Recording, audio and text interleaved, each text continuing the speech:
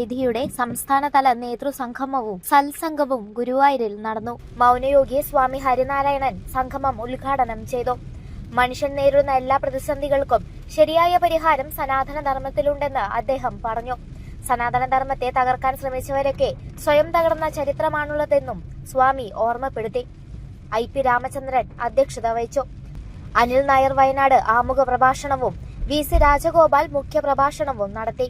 Lakshmi Suresh, KT Sivaraman Nair, Unnikrishnan Vattoli, Bhaskaran Thrissur, M Sajeev, K Mohanakrishnan, R Radhakrishnan എന്നിവർ സംസാരിച്ചു. ധർമ്മവേദിയുടെ സംസ്ഥാന പ്രസിഡന്റായി മൗനയോഗി സ്വാമി ഹരിനാരായണനെ തെരഞ്ഞെടുത്തു. VC രാജഗോപാലാണ് വർക്കിംഗ് പ്രസിഡന്റ്. ജനറൽ സെക്രട്ടറിയായി അനിൽ S നായരെയും ട്രഷററായി ലക്ഷ്മി സുരേഷിനെയും തെരഞ്ഞെടുത്തു.